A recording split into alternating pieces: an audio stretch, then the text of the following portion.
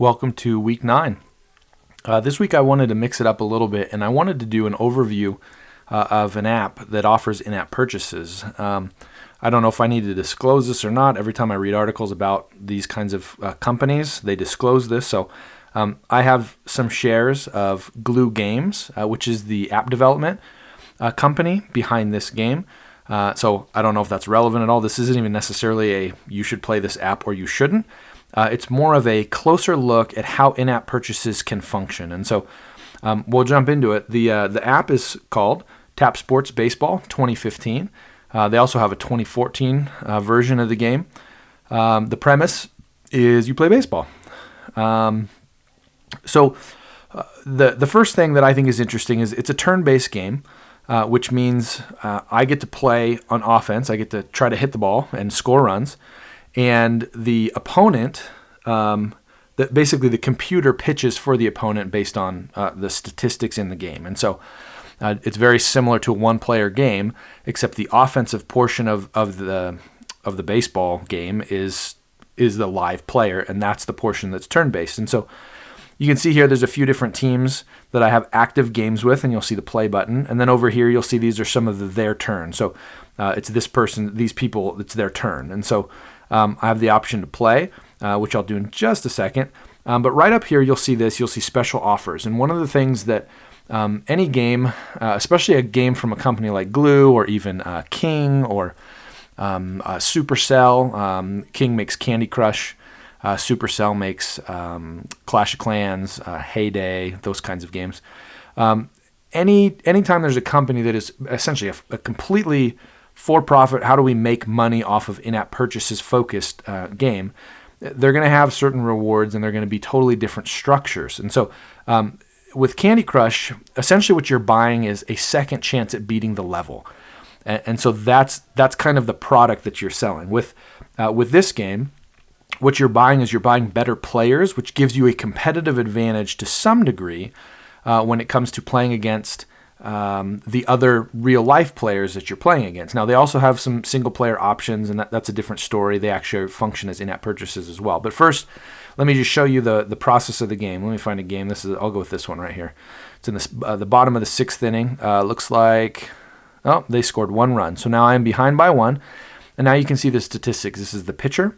And then each of my batters comes up, and it tells you their, whatever. This is their batting average, et cetera. And so the game is extremely simple for a baseball game, which I think they've done actually an excellent job when it comes to simplifying something that's very complex. I played baseball for a long time, and so for me, the complexities of the game are actually part of the charm of some games.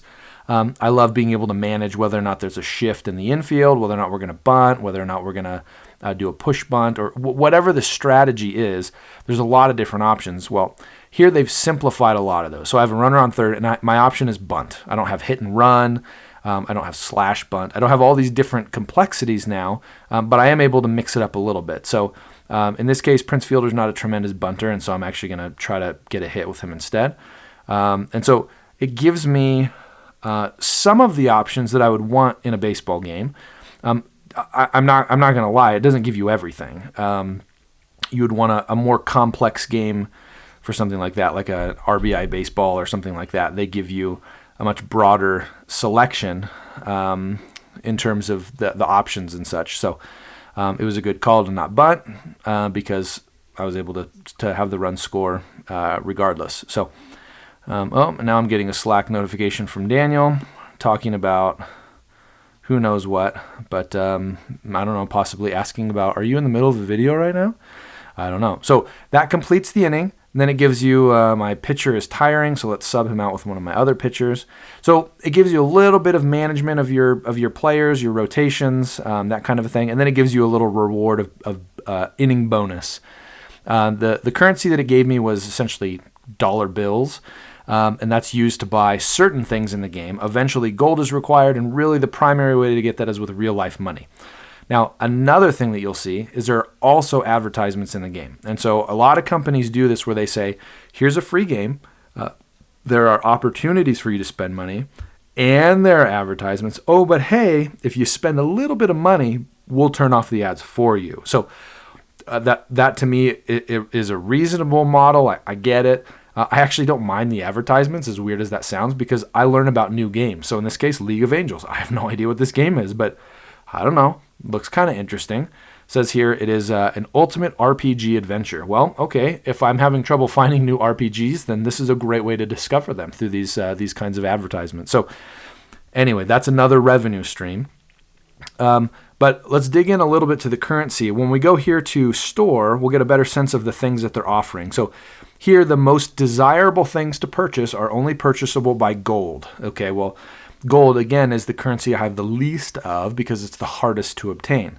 And then down here, I can invest in players that are not tremendous, and I can use my dollars for that. And then down here, you can see other draft by position, get better players of certain types. Those are all gold. And so you're already almost limited to what you're able to accomplish just based on the type of currency that you have. So then franchise players, they give you little tokens. And then if I hit a plus sign there, oh, okay, again, I'm using gold, I'm using gold, I'm using gold. Okay, so the vast majority of the things that you're going to be able to purchase in the game are through gold. And then they have this hybrid zone where some of these are gold or a ton of money. And so that's a really interesting way to do it. Essentially, you're gonna earn currency still, and so it makes sense for you to be able to pour it out in some way. And so in this case, if I want to invest in my base coach, I'll spend $32,000 or bills or whatever it is. Now I'm down to $1,650, and so it's going to take a while for me to get back up to that point. And so I have the option then of spending real life money through gold.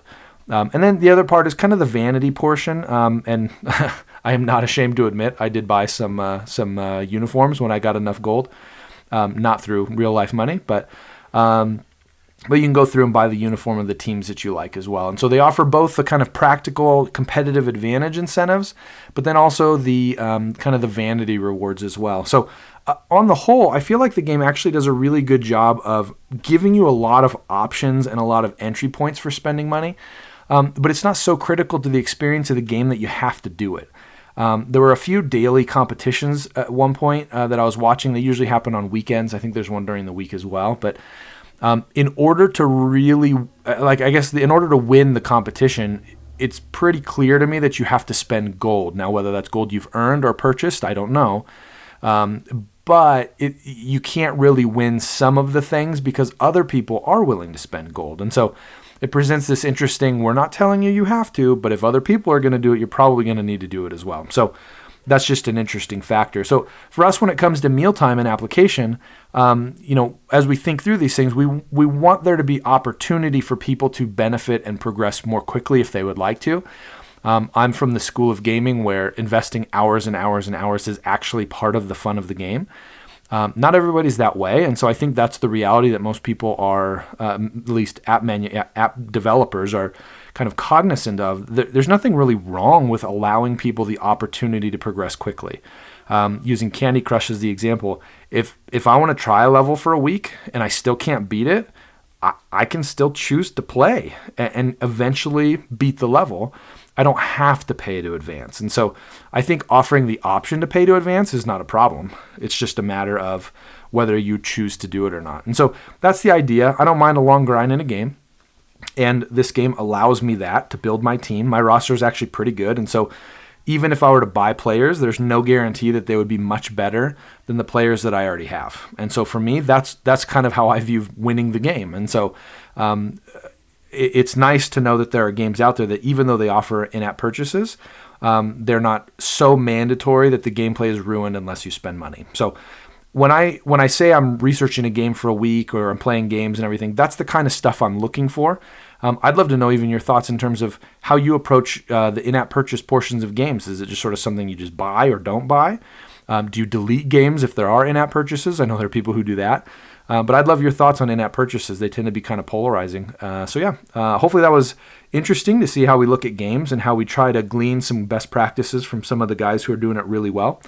And we're looking forward to keep working on Mealtime this week and having another update for you next week.